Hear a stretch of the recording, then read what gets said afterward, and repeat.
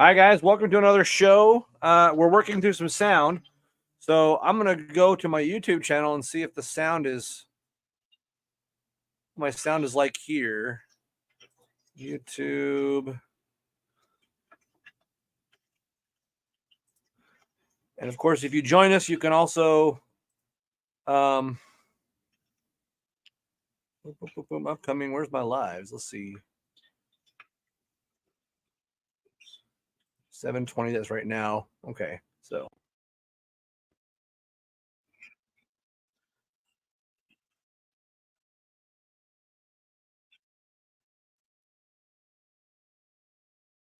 Mic check, mic check.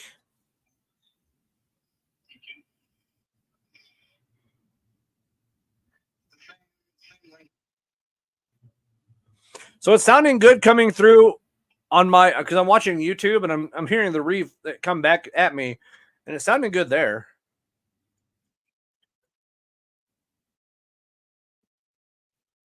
There might be a little echo with me sitting here inside my, I mean, I'm under my patio and stuff, like, so that might be it. There might be a little echo with me sitting here. And we're gonna get Josh back into the show. So that might be it.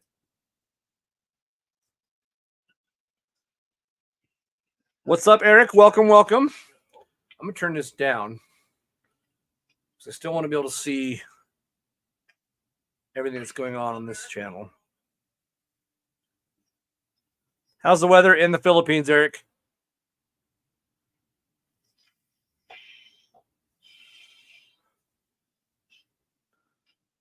All right, let's see. Private messages.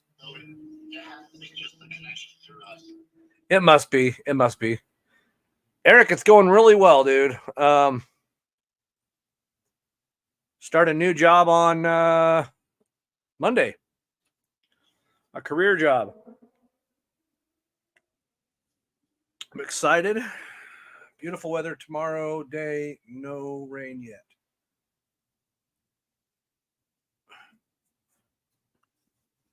Okay. Are you guys bracing for a storm or something, Eric? Or they're in the Philippines?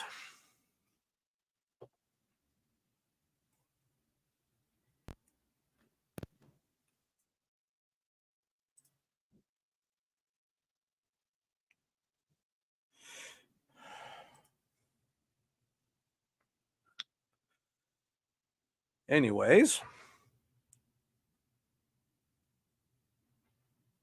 All right, so you can hear me loud and clear right there, Josh? Or is it just with your connection? I'm sorry, repeat that.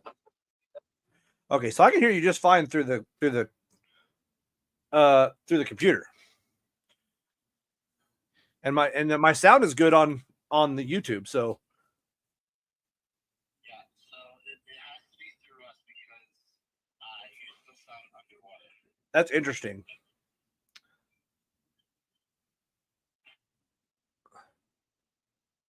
I was trying to hook up my speakers, but for some reason I'm not hooking up, so I don't know. Huh. That way you could hear what was going on. But Right, right. I'm going to click on this having issues and see if I can see what StreamYard says. Okay, okay.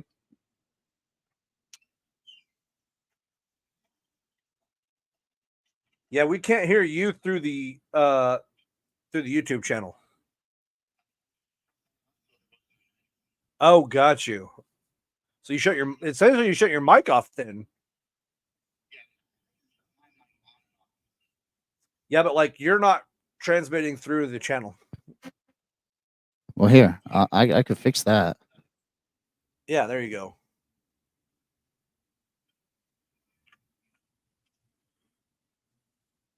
I just didn't Yeah, want it to feels hear. like it's been like forever since we've done a show, and like here I am doing another show now. I was usually doing them on Fridays, but guys, with my new work schedule, I can't do Fridays anymore. So I'm moving to Right. Saturdays.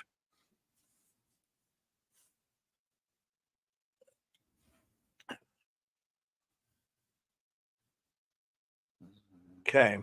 So I'm checking out what's in the news. Of course, the sports scores are going across this. Guys, we got the Olympics starting this week. in Paris. So I know I've told Josh and I know I've told Eric the news, but guys, my new job is at a news studio, a news station. It's local here in Idaho Falls. It's called Local News 8. They represent ABC, CBS, Fox, and we have an affiliate with CNN. So we kind of represent like all the big major news outlets, I should say. And what my job is going to be doing over there is I'm going to be what's called producing. Basically, when you watch the news locally or whatever, there's someone that put that show together. They put the stories in a certain order. They wrote the scripts that go onto the teleprompters that the reporters watch and read from. Those stories were written by journalists who go out in the field and write stories. Can you hear yourself through my mic?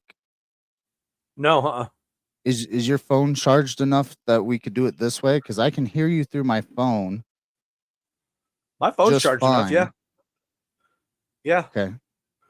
We just need to be able to hear We you can on do the it show. this way. That way, at least I can. Right. Yeah. Yeah. There just might be a little delay, so just Sure.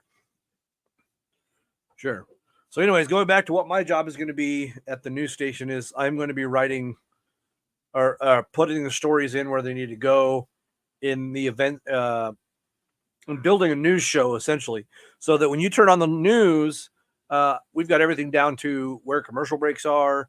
I'm actually supposed to choreograph where the reporters stand in the newsroom when they walk around and they go from this point to this point and stand in front of this camera. There's TV screens along the walls of the entire newsroom. What's up, Austin? There's TV screens along the back of the newsroom, and I set like videos and stuff like that'll show behind the. I'm outside because it's nice weather, dude. The TV screens behind them, I can put on videos or pictures and stuff like that of the stories that they're telling. And then we have the ability of like, if the reporter wants to narrate a story, it'll slide over there. It'll the video or whatever like that will overtake the entire screen, and then you won't see the reporter while they're talking about it. You'll just see the video or photos or whatever we put on the stories. That'll be my job of putting all that together, building news stories. That's amazing news for me because one, it's a career job. Two, it allows me to build better shows for you guys here on YouTube, and build a better product here for you guys on the live shows. I don't know if you guys noticed, I did post a couple of videos this week. They're short, little like 18-second videos. They're little inspirational quotes followed to some beach sounds and stuff like that. I'm doing a little bit of video editing lately. I just did a video intro to the show today. That's all new, guys. I'm learning how to do this stuff and learning how to get better at this because I want to put on the best show for you guys possible. I mean, Josh has got it narrowed down. He's a professional at this. I don't know about all that. I mean, you've got the green screen behind you. No. I mean, that's fair. I can do the same thing. Like I've got, let's see, I've got options. Banners. Let's see, is it under banners? It's under band, I think. Yeah. So, Chewbacca, what's up, buddy? They took him for a walk, so he's gonna come inside. He's gonna be right here at the sliding door. Hi, buddy. Hi, buddy. Oh, my buddy. Oh, my buddy. All right, so yeah, I can do stuff like that too. I've got, let's see, what do I have here? Overlay, StreamYard overlay. I don't even know what that is. Let's see. Backgrounds. Here we go. It's a nice background.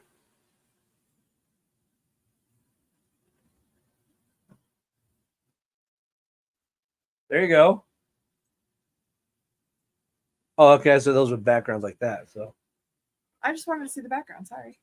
well, I'm trying to get a background for me. It's like, let's see. Those are video clips. Background's not very appealing. I did actually have an intro to this today. Look, watch this, guys. I'm gonna play the intro. Here we go. Ready? Look. It's supposed to play music, but it's not for some reason. Yeah, we'll fix that. We'll fix that. Oh, that's cool. Yeah. I like It it. says with Nathan and Josh down here at the bottom. Congratulations. So, I'm working on it. I really like your Ninja Turtle cup. My Ninja Turtle cup? Yeah, it's amazing. Dude, isn't this cool? Right? I mean, if you're going to put on the best podcast on YouTube, you better have a Ninja Turtle cup, right? It's Yeah. only It's good luck. standard. Overlay. What is the overlay? Oh, that's that there. I got to hide that. Yeah, I'm not finding those banners. It's not in our banners. Anyways.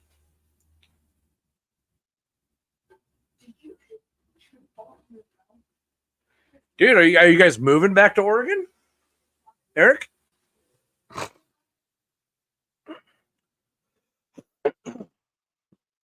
Because that would be absolutely awesome. You could shoot on down to Idaho and come see me.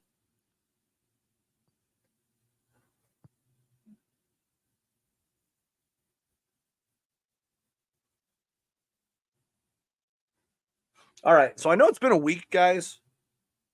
Oh, just for a year. Okay. And then you're going to move back to the Philippines. So I know it's been a week, guys, since it all went down. But like, what are your guys' thoughts? You guys on YouTube. What are your guys' thoughts on the assassination attempt of Donald Trump? I laugh because I think it's just ridiculous how it has been blown out of proportion on both sides all week long.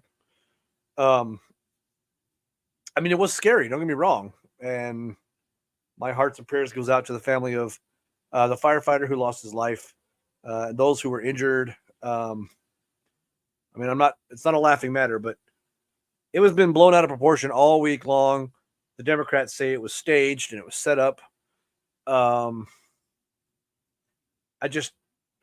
would you set something up like that where some people are going to die? Like, oh, we're going to set this up so people will die, and then it'll get us publicity for the next election.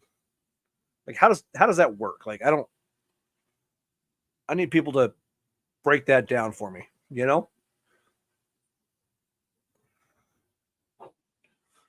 Josh, what are your thoughts?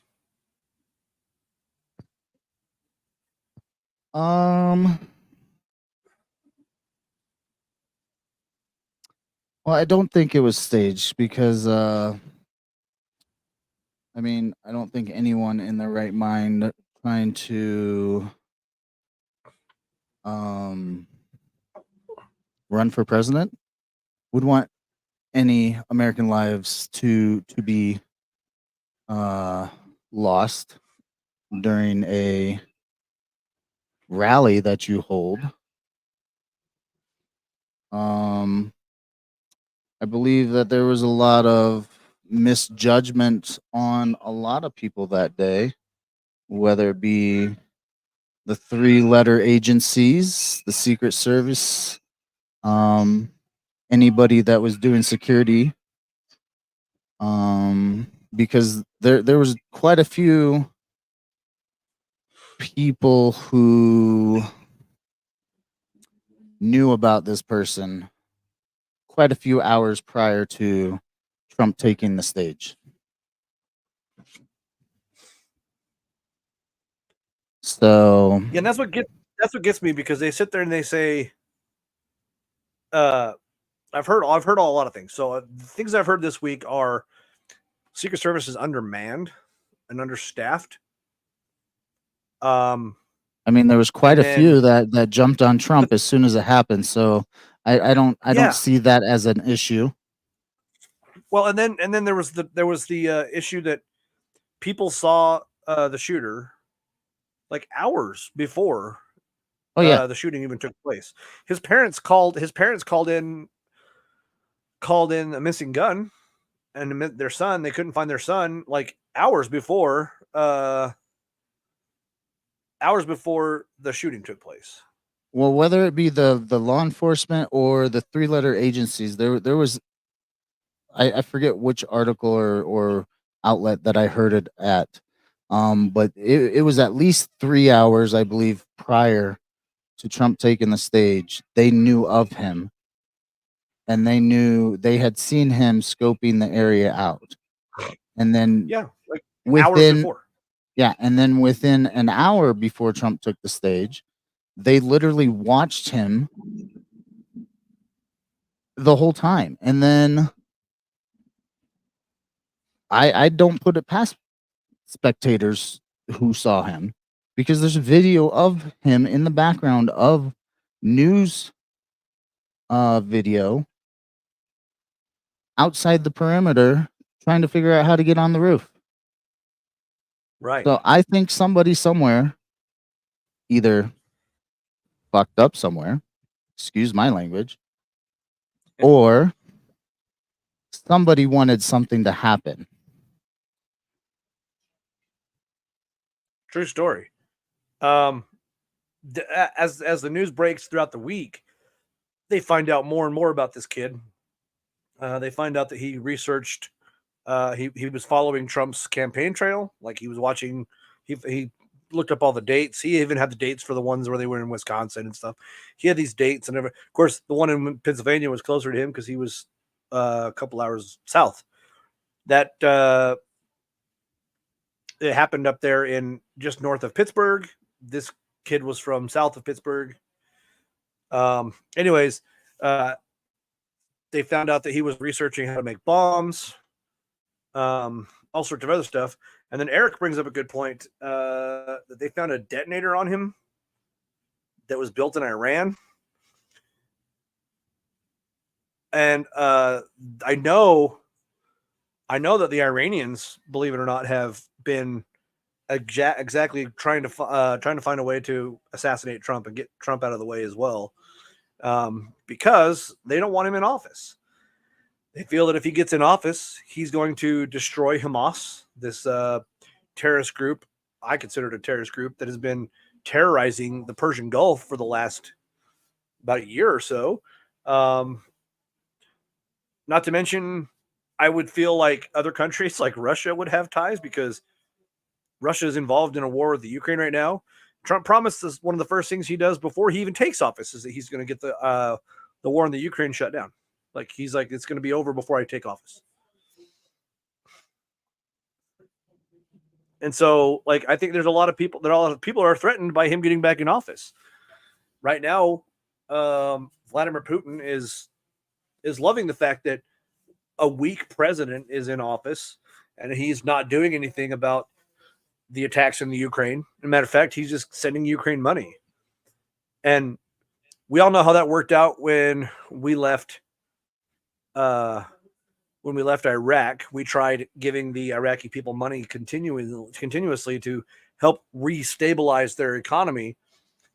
And how that worked out was the fact that they ended up giving the weapons over to, at the time it was ISIS, and they ended up using those weapons against us as we continued to fight a war over there that we weren't even involved in anymore.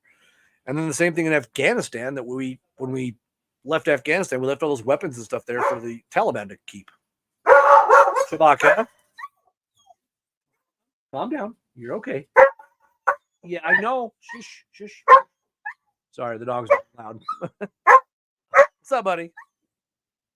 Saw him in the video over here. It had been a few seconds, so there's that delay. Yeah, his German Shepherd friend came out. But no, there's so much going on in the news right now. I just feel like I find it quite interesting that none of the Democrats have done anything to pay their respects to the firefighter who lost his life at the rally. As a matter of fact, everything I see on TikTok is immortalizing the shooter. This 20-year-old kid who tried taking shots at President Trump, former President Trump, and Yeah, but he's still you know damn well just as much as I do, they're not worried about the families like everyone else is because they're more worried about Trump not getting in office. Well, and the thing is like they haven't even said one thing to this guy's family, or in support or whatever like that. Trump raised, and this is his words the other day during the Republican conference thing. He even said that he raised like $6 million for the victims. He's not taking any of that. That's all going towards the people that were wounded or killed at the family of the was it, I can never pronounce his name, Comptor or whatever his name was. Right. It goes to his family. This is not his money. They raised this money.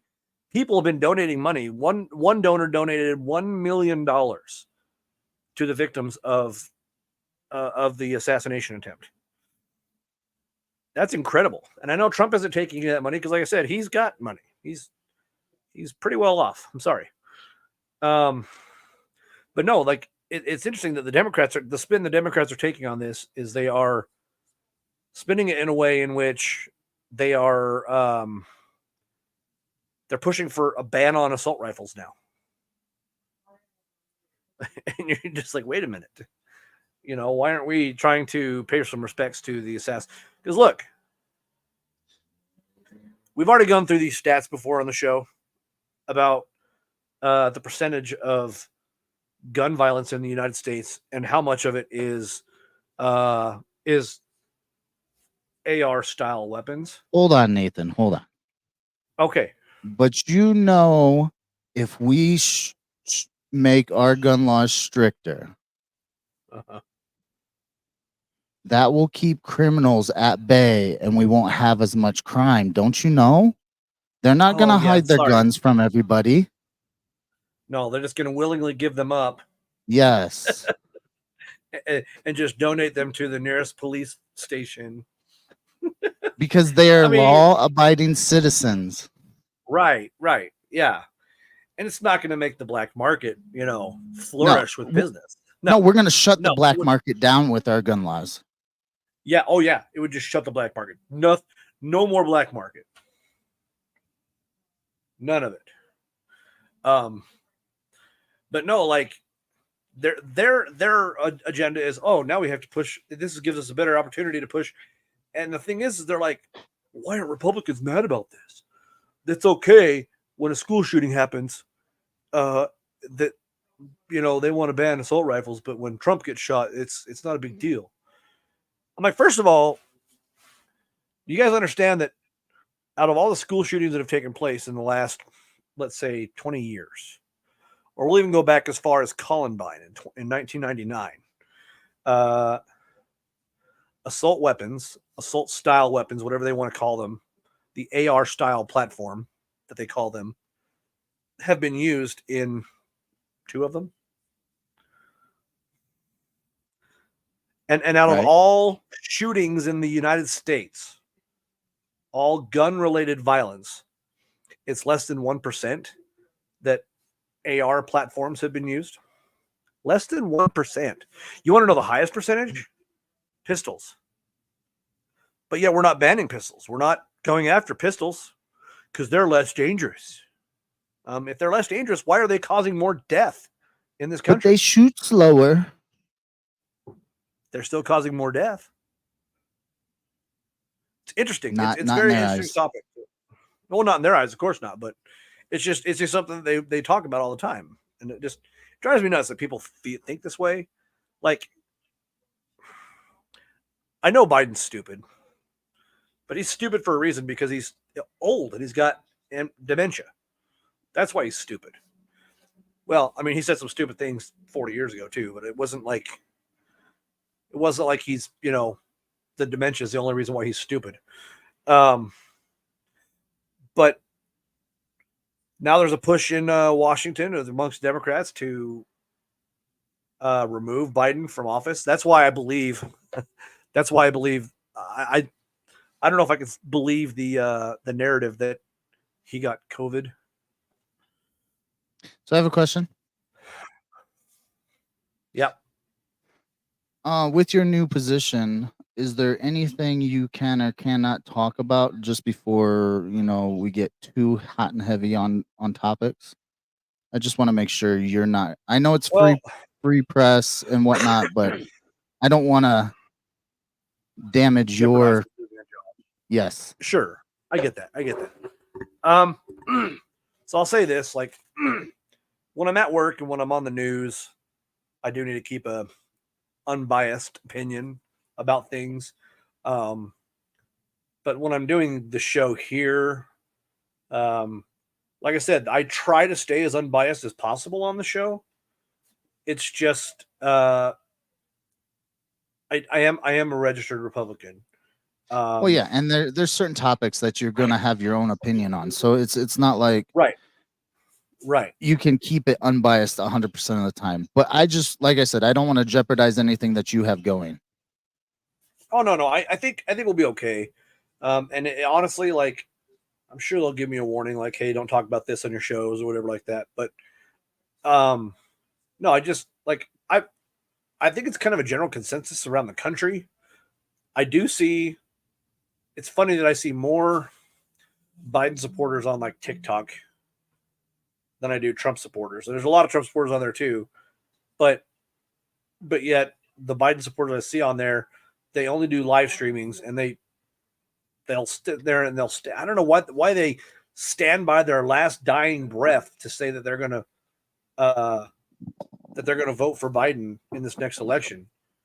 Like, it doesn't make sense to me. Like, I just don't get why people would still put all their chips in that basket when that's a sinking ship in my eyes.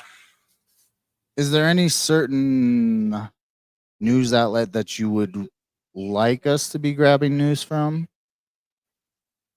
Well, considering the fact that the station I work from, we grab news from every major news source: Fox, NBC, CNN, our affiliates around the country. Well, I just know some news outlets are more Democratic and some are more. No, you're absolutely right. You're absolutely right. And I feel like before Trump ever took office the first time, there was a major push to, each individual, you can see each individual news network started pushing their own little agendas. Either they were right pro-Trump or anti-Trump. I don't feel like it's really that way anymore. Like, I feel like a lot of the news, yes, CNN still kind of leans more towards the Democratic side, and they'll tell stories that are. It's weird how the news works, right? Like, so if you're looking at Fox News, the only way that they'll tell the same story as CNN is if it's like breaking news happening now, like AKA the assassination attempt last week. And then you've got, let's see, let me go here.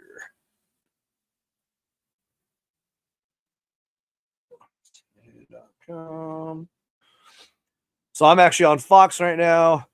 I'm on CNN. I've got my local news station pulled up, which actually they should be on live now, right? Actually doing a live feed right now. Let's see. Oh yeah, they're getting ready to do the 9:30 show. So as long as we're okay with talking about whatever, that's all I wanted to make sure before we got, like I said, too hot and heavy. Sure. And then obviously, if there's a certain place you want to be grabbing news from, I would try to grab it from there. For me on this show, I'm only grabbing news stories from the same places I would grab them from on my new job, which anyone can go watch it. It's local news. So you've been at your job now, what? A week? 2 weeks? I haven't started yet. Tomorrow, Monday is my orientation day. I go in Monday to start everything. Fair enough. I'm actually watching the live news now. So, what is that game? I don't even know what it's called. Do they got, like, know a of your little trampoline in podcast? the middle. Huh? Does your Do they job know about know my of your podcast? podcast? Yeah. Yeah. Oh, I told them about it. And I think they came and watched it. They had to have watched it because they were really taken back by like my demeanor on camera and stuff. And like even Right. before, like, so I had 3 interviews. So here's how the process worked. I had 3 interviews. I applied for the job, and actually I applied for a sports anchor position because they had one open over there. So I applied for the sports anchor position, and they emailed me and said, "We'd like you to come interview for a producer position." And I was like, "Okay, well." I went and interviewed the first time. Basically, they let me sit in the newsroom while they did the news during one session, and then I sat in the control room where they controlled it, and they were watching it and monitoring it. They're also monitoring. So they've got in the control room, guys, in any newsroom, you'll have like a panel of TVs along a wall, and they've got all the other stations on, because if there's breaking news, if like CNN pops up and builds breaking news, President Biden has just, been diagnosed with COVID or something like that, they can insert that breaking news story into part of our story and say, tell the reporter there who's reporting a story like that, like at the next commercial break, hey, we've got to come back with breaking news. Or they have earpieces in and they'll say, hey guys, we got breaking news. And they'll be able to say, oh, we have breaking news at this moment. And then they'll be able to put that affiliate on there and that affiliate link wherever that news is coming from and stream it right into our broadcast. So they made me sit there in the control room for a session, like the entire half an hour of the news. And I got to sit in the actual newsroom. I mean, if I would have reached my hand out, I would have been on camera. Like that's how Nice. close I was, like in the newsroom. And then of course it's like a bullpen area where I'll be working. And it's just a bunch of desks with computers and stuff at them. And that's where we have all the programs we have on there that we use to edit the news and put the programs together. So it's not like, so when I put a news show together, I'm putting stories in from the journalists that come in that go out and write the stories or record the stories. They go interview someone, or they go out to the river and do a special about something happening at the river or whatever. And they bring these stories to me with their video and their sound bites and all this other stuff and their story, that the little story they write about it. And then I take that story and I write it into a script that can go on the teleprompter that the broadcaster who's reading the story in the studio can read. And then there's certain cues that I put into the teleprompter that shows that it's going to be a video graphic over what they're, so they keep talking, but it's going to be a video over them, so that you don't see them anymore. It's just, they're there. They're just, there's a video happening over the top of them at the moment. Right. And then I'll be building, like, I start work at, my shift will be from 2 to 11 p.m. So I start work at 2 o'clock every day, get off at 11, right after the 10 o'clock news, right? 10:30, Right. Monday through Friday. So it's a Monday through Friday job, 40 hours a week, but the occasional of overtime. He goes, we do pay overtime. It's salary based, so I'm not an hourly employee anymore. But overtime is considered something like, if I'm home on Saturday and they're like, hey, we need you to come in, we've got a breaking news story. AKA last week with the assassination attempt of Donald Trump, they would have called me in and been like, hey, we need you to come in. We got a breaking news story. Other stories that are known about, like during the weekends, if there's like events like Earth Day or something happening at one of the parks, or we have here in Idaho Falls on Wednesday evenings in the summertime, they have like what's called a Live After 5. Downtown Idaho Falls, there's a little park in between a couple buildings. It's just a little park, tiny little park. And it sits on the corner. It's got a little stage built out of like rock and stone up there. And they bring in bands, and these bands will get up there and play at Live After 5 every Wednesday in the summertime. They'll bring down beer vendors and stuff like that, and they'll send a reporter out to cover the Live After 5, or what people think about the community. They answer that, So I got to put all these stories together and put them into a 30-minute sessions, right? So, the 9 to 9:30, 9:30 to 10, 10:30 to 10, or 10 to 10:30, 10:30 to 11. And once 11 hits, I just, have a good night, guys. I'm out. So that'll be my schedule. That's why, guys, I changed my podcast days till Saturday. Monday through Friday will be a new schedule. Of course, otherwise known. We got 4 viewers, dude. Air's getting a little thin up here. Nice. Right. Right now, they're telling a story about some hiking place up here, and this looks like Grand Canyon. So this would be from one of our affiliates. Anyways, go ahead. if Biden drops out, Okay. who do you think is their best choice to run against Trump? Who do you think is their best choice, or the one that they're all pushing for? Okay, let's go with who they're pushing for first.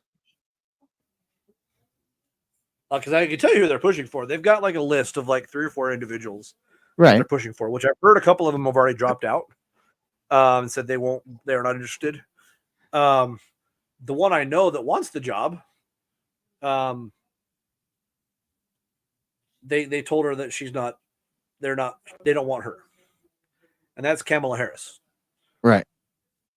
Like, she's the vice president, for God's sakes. Like, none of them. Talking about Trump's first rally with Vance right now. Anyways, but who I think they want, like who I know they're really pushing for, Right. is Michelle Obama. To be honest with you, Really? yeah, I've heard that a lot. I've heard that name thrown out so many times this week. Is that they're pushing for Michelle Obama? I have not even heard that yet. I mean, I just feel like, okay, so if anyone's going to run against Trump, I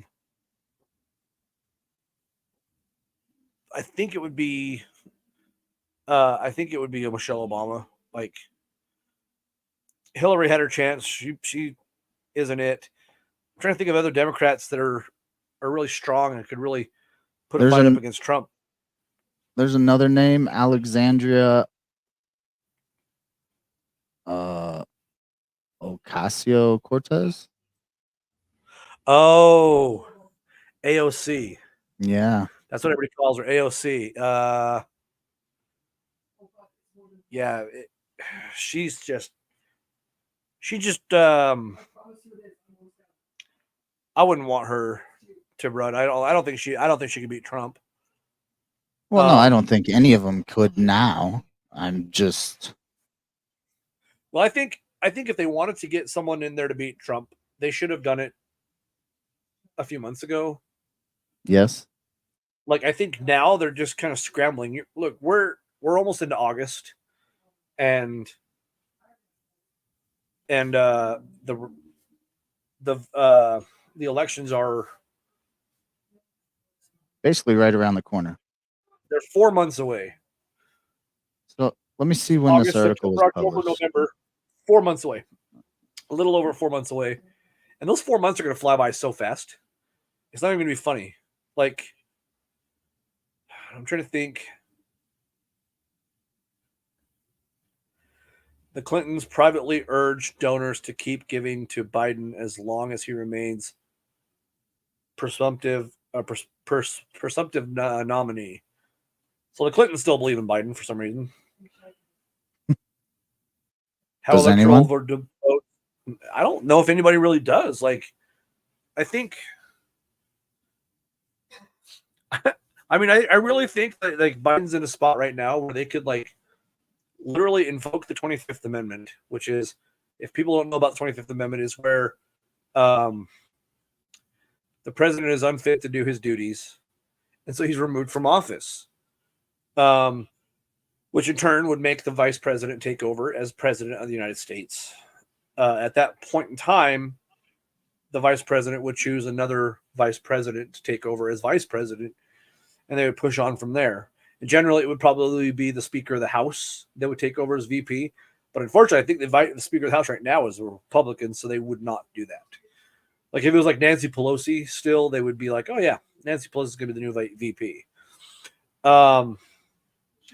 But I really feel like they should like almost like how if Trump would have won the election, they could have just put Biden in a Oval Office in Hollywood somewhere and just told him he won the election, and he could have just ran his country his way. Like I'm seriously like they could probably just take Biden right now and go build him a White House somewhere that looks exactly like the White House, and just put him in there, and he wouldn't know the difference.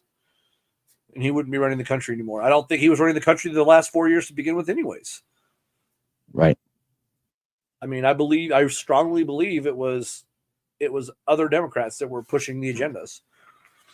I don't believe it was him at all. But I mean, just the fact that America has gotten so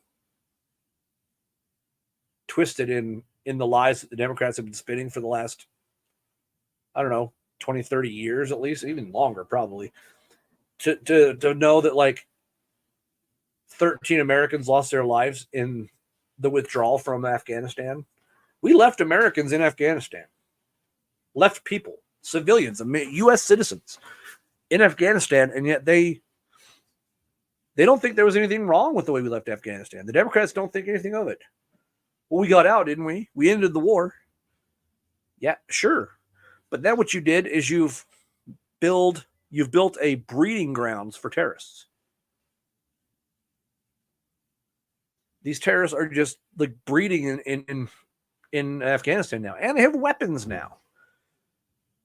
We left all of our equipment over there. They have all these weapons and guns and tanks and helicopters and stuff like that, which I found out they sold most of them to the Chinese government. Chinese government came in and gave them lots of money. Here we go. You've got a graphic here. We're going to add it. How unpopular is Joe Biden? How popular is Joe Biden? One or the other. But look, let's see at how many places disapprove. Oh yeah, he's got a huge high disapproval rating. Yeah, look at all these disapproval. Yeah, it's ridiculous.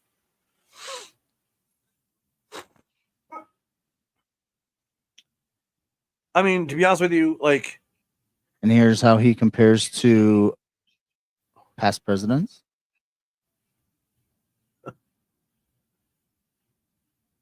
Oh my goodness. Not even better than any of them. Like, no.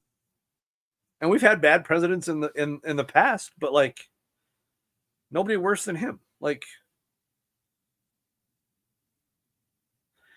and it's not even the fact that he's old and senile and has he was better than Jimmy Carter right here at day 909 in their presidency. Oh yeah. But for a short time. Yeah, very short time. I mean, from there to just over 100 days. Yeah. But you got to remember what was happening in 1977 through 1981. Yeah, you're the history buff. You're going to have to enlighten us. I don't remember these things. It wasn't Vietnam. We were already out of Vietnam. There was turmoil in the United States because of the way we left Vietnam. Everybody thought we we lost Vietnam. No, we didn't lose Vietnam. We can't lose a war that we didn't really officially enter. We were there as a peacekeeping mission. Like, I know they call it the Vietnam War. Like, it's weird. So people, here's a stat you need to look up. How many times has the United States actually declared war? How many times what? How many times has the United States declared war? Got I it. know Vietnam was not one of them, actually. I don't believe Korea was either. I think we've declared war 5 times in the history of the United States. And that's, of course, the Revolution, World War I and II, How many times did you say? like 5. You're a little off. How much? Oh, I'm gonna pull it up. Okay. Um, Like, am I a little off, like sarcastically, or a little off, like, oh, you're a couple off? You'll see here in a second. Okay. I was just like, wait a minute. Like, am I really off, or am I like So off? officially, I guess, from the History Channel, yes. But hold on, let me go back one page. Uh-huh. There. It says 11. Okay, 11. So World War I knew that. Go back to that graphic I got you. because I want to. We'll go down to it. Yeah, because I want to see all the times we declared war. War I of know we declared 1812, war. Yes. Mexican-American War. Okay. Oh, did we lose it? Hold on. Yeah, you dropped it off. My bad. You're good. We can go through this together. My bad. Yeah, absolutely. Sorry. It should be in the backstage. There it is. Yeah. All right, the War of So 1812. War of 1812. Yep.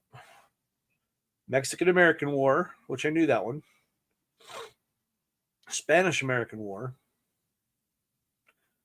World War I, Germany. Yeah, that makes sense. Wait, what? Why is there 2 World War I sections?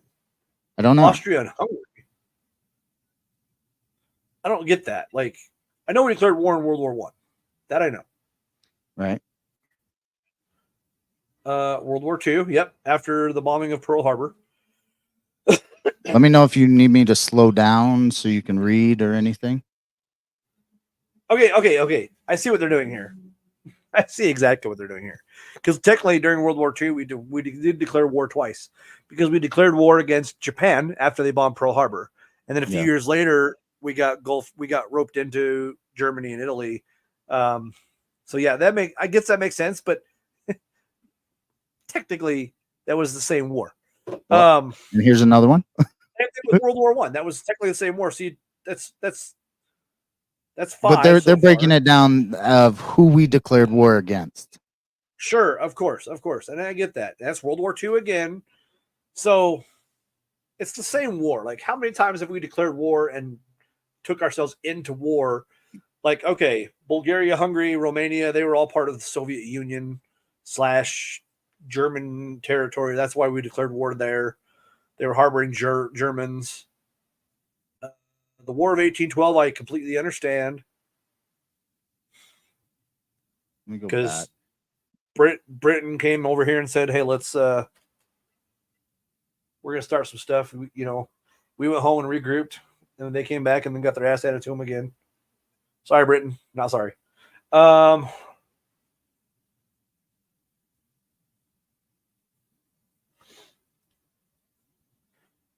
Yeah, Britain fucked around and found out, and then they came back to try to fuck around and find out again. They fucked around and found out again. Here's Wikipedia list of wars. Okay.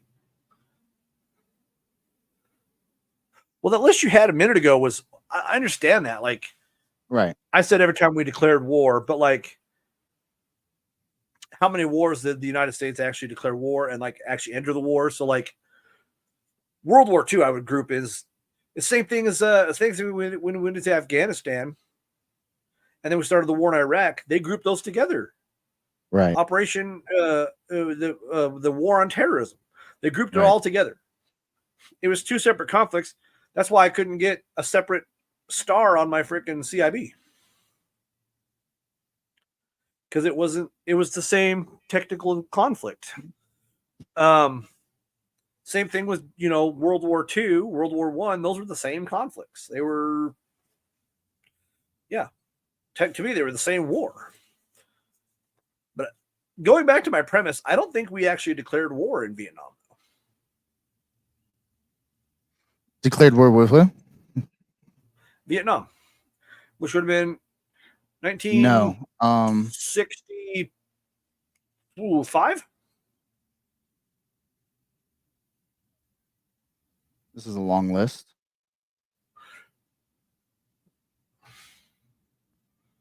No, we didn't go to Vietnam in 1965. We went Korea? Vietnam. Korea was 1950 to 54.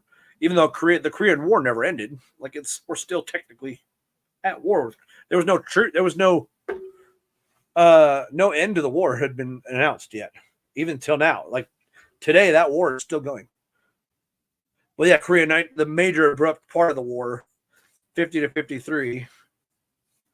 Here's the Vietnam War. So from what I understood when I read the article earlier, we didn't actually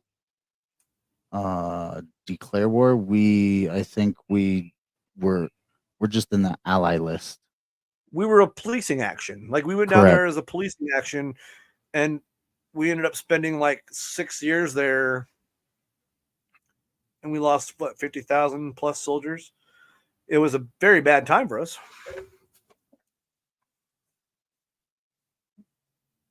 The Allies list. Look at that. Wow. Germany supported. Oh, East Germany. That's right. The wall was still up back then. I was looking at that list. I'm like, wow, Germany supported Vietnam, North Vietnam. Then I realized, oh, yeah. I know China. Any other war that we were involved in that you would like to look at, sir? That was the one I was talking about because I don't think we declared war in Vietnam. Yeah, no. So and it's going to kick me off of the stream, but if I go back to this one. Why would it kick you off the stream? Not kick me off, but kick my screen off. Sorry. Oh, got you. I'm like, wait, what? Every time I change a web page, it kicks it off. Yeah. Yeah, the global war on terrorism was not. We declared war in Iraq. So actually, I think we did declare war. Okay, so we didn't actually. Okay, so let me break this down to you.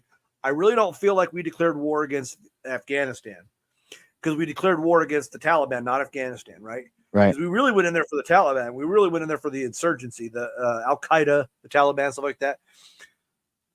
But then that's why they called it the global war on terrorism. So when we invaded Iraq, we actually declared war against Iraq. It was because that was in 91. So the Korean War, the Vietnam War, the Afghanistan War, and Iraq War were never stamped with congressional declarations of war.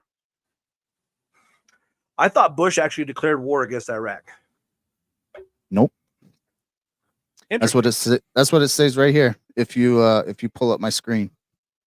Oh, okay. Hold on. Yeah, I've got it right here. So right here.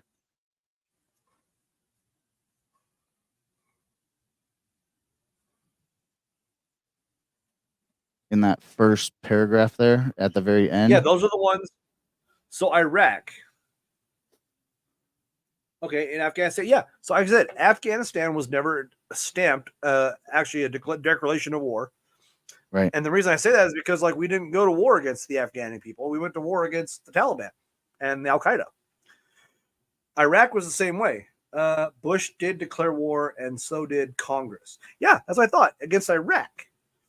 But that was only against Iraq, not against Afghanistan.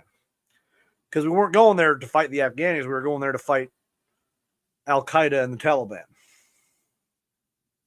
And then when we went to Iraq, we were there to get Saddam Hussein out of power. So Iraq, you said? I think we actually declared war against Iraq. Because it was supposed to only be 6 weeks long. maybe we actually did declare war against them. Persian Gulf. I think that was actually considered a war because even though it only lasted 17 days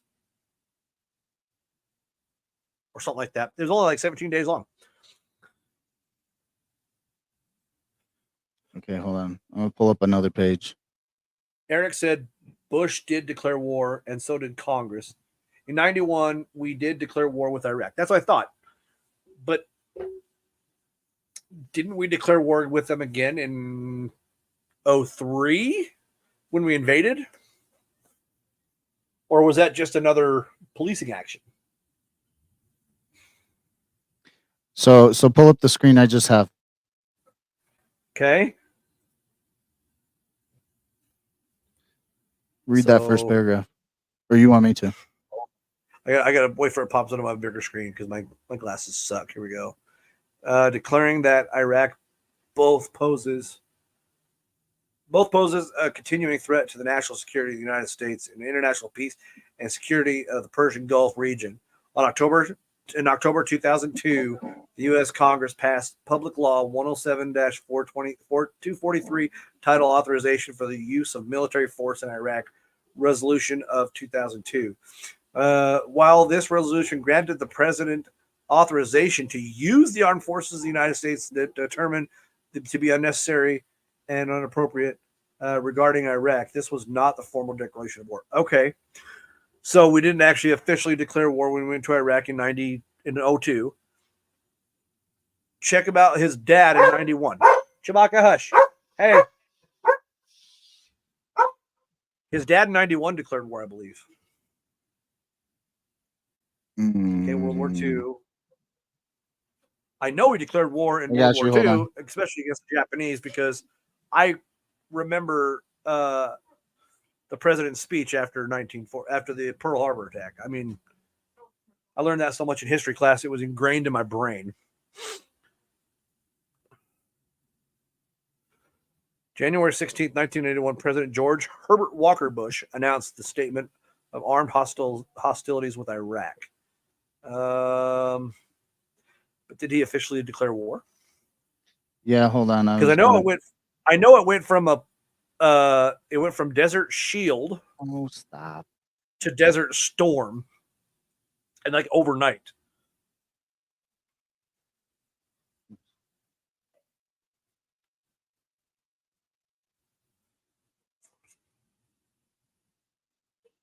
Declared a ceasefire. Yeah, Okay, I don't know. Oh, there we go. that's one of the reasons. Well, Eric, we got the National Defense Ribbon for action. So you can get all right, so the National Defense Ribbon can be given out for any person serving in the military during conflict. I'd have to read the statute on that, but like the National Defense Ribbon, like, because like when I first got to basic training, we were already technically in a conflict. Like when I joined the Navy in 01, we were fighting. We were in Afghanistan. No, I joined the Navy. It was August 01, so I was in base training when September 11th happened.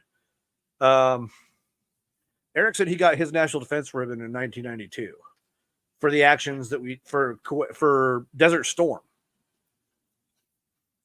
Did you go to Desert Storm, Eric?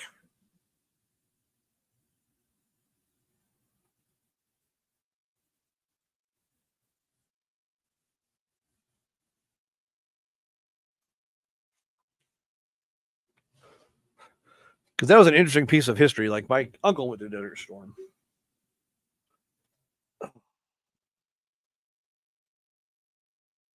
No, he missed it. Okay, you missed Desert Storm. After Desert Storm, we would have had Somalia. There was a couple other conflicts in the mid 90s. Somalia was 94. Mogadishu. I'm talking about like Black Hawk Down situation. Oh.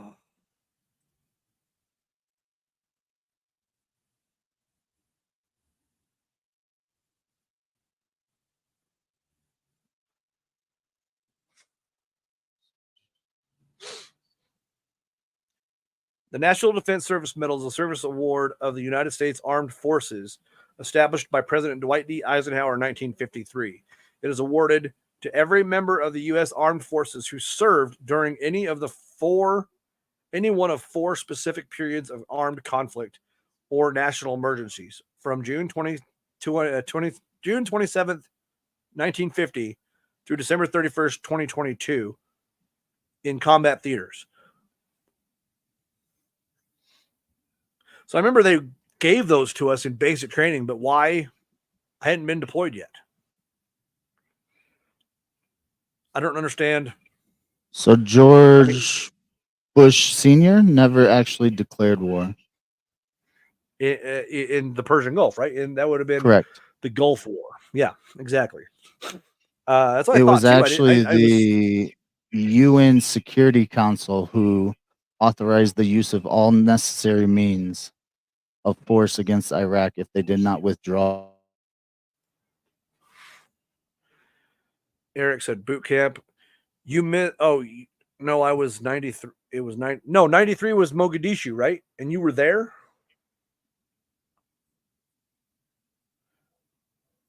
So that's, if that's really what you're meaning, Eric, that's an interesting topic of conversation because I knew Article 5. Oh, okay. Oh, wow. Eric, so you're the second person I know that was part of that Mogadishu. You weren't there, obviously, or were you there during the Battle of Mogadishu? I thought they pulled the Marines out before that, and it was Army Special Ops and Rangers that were there during the actual Battle of Mogadishu, because it was 17 Rangers that lost their lives, 2 Delta operators. I think we lost like 19 American lives that day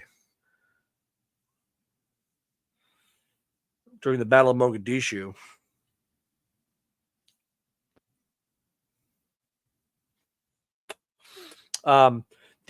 If you were there, like in Mogadishu, I know 2 people that were there. Now you and my ex-wife's like cousin.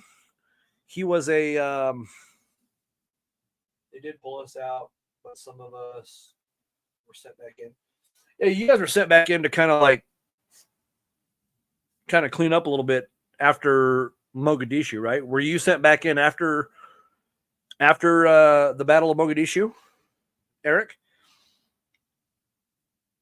Because my ex-wife's my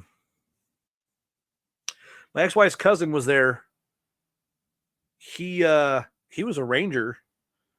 He was a medic with the Ranger Battalion. He talked about it a little bit with me when I was. And if you go to Fort Polk, Louisiana, there's a shoot house down there in Fort Polk, Louisiana. It's named after the 2 Delta operators that actually got on the ground.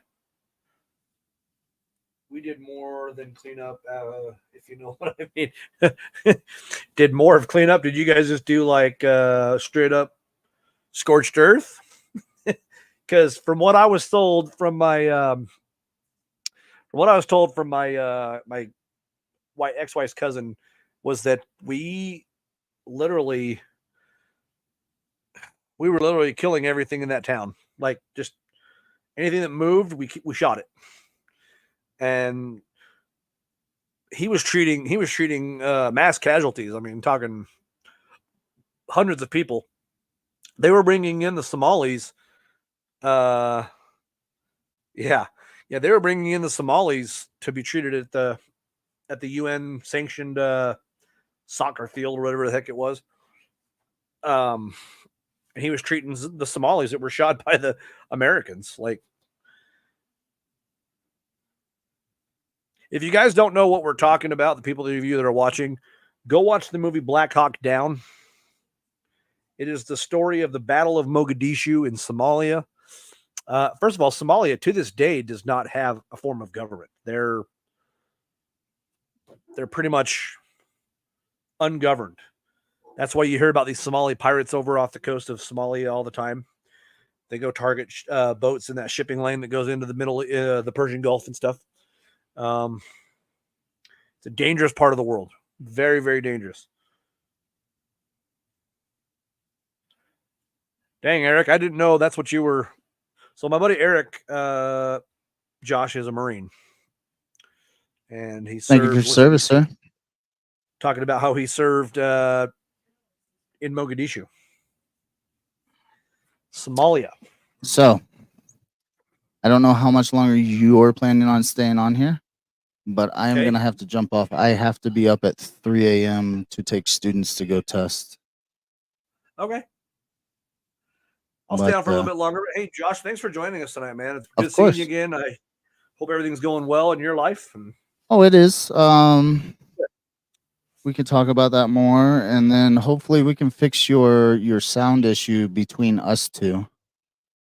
we'll get it fixed. Like next Saturday, I'll be on for sure. For sure. But I will catch you later. It was nice talking to everybody. Yeah, you too, Josh. You have a good night, man. You too. Bye. All right, later. All right, guys, that was Josh, good friend of mine. That movie is so not real to the events. Actually, no, I agree. And Hollywood's never going to get it right, Eric. They're always going to have their own little spin on it. I mean, you look at the way they made that army general, kind of seemed like a Wild West Clint Eastwood kind of guy. It wasn't like 100% real to me, I don't think. I mean, it's a good movie. It's good for entertainment. I know it doesn't paint the prettiest picture of the Marines because you got a bunch of army soldiers getting wasted in Mogadishu, and we were like, "Well, where are the Marines?" But I thought they had pulled the Marines out. Yeah, it was definitely an ugly time for the United States military.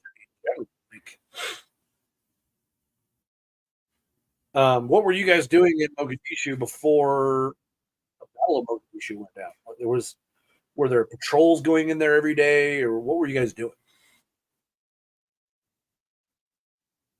I'd be glad to know and learn more about the Battle of Mogadishu.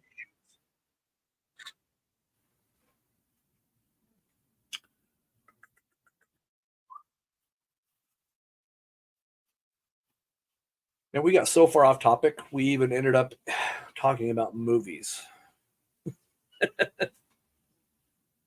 I probably won't be on too much longer, anyways.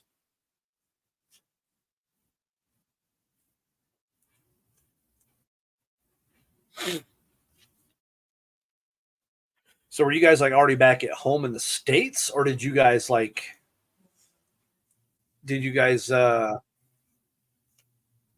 there a separate, different battalion of Marines that got sent back over? Yeah, they're supposed to be giving the Somalis food and stuff like that because that dictator guy, I can never remember his name, supposed to be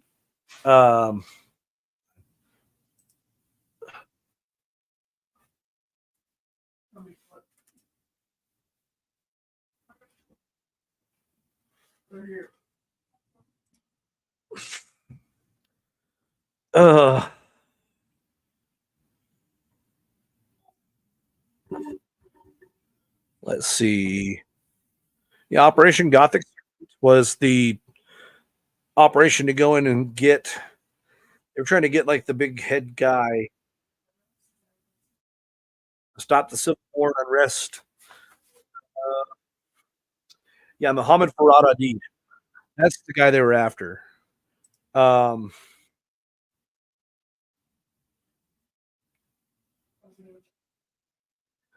You're in a different part of Somalia altogether?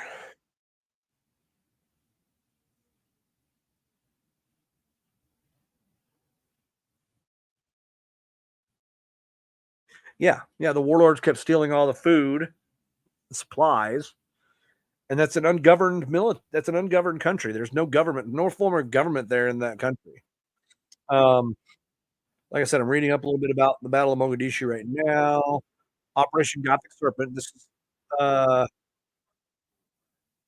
known as Black Hawk Down. The Operation Gothic Serpent was fought between October 3rd and 4th, 1993, in Mogadishu, Somalia, between the forces of the United States and Somali. Hold on, it's bringing it up. Um, battle was part of a 2-year-old Somali civil war. The United Nations and had intentionally sent troops to alleviate the 1992 famine, but then began trying to establish democracy and restore the central government. See, they had no government. I don't think they still do. That country still doesn't have a government. I don't believe because it's just a country of warlords and criminals.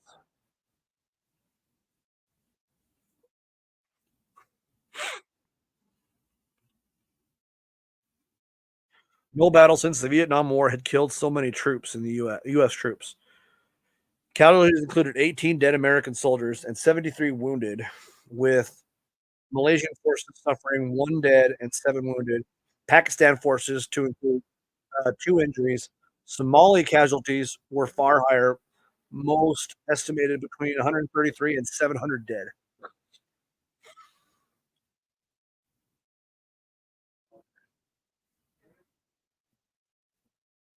Anyways, I'm starting to get some bugs creeping in. I think, Eric, I'm going to call it a night. It's been great seeing you again and talking to you. Um, I just wanted to come on here and get my new time scheduled for Saturday night from 9 to 11 is what it's going to be. I'm going to start doing the full shows Saturday nights because I don't have anything else to do Sunday morning unless we get breaking news at my news station. But yeah, Eric, thanks for joining. Uh, okay, brother. Well, go inside, get away from the monsoon. I love you, brother. You take it easy over there in the Philippines. I love all you guys for coming and watching our show tonight. Thanks for joining us. I'm your host, Nate Lewis. Until next time.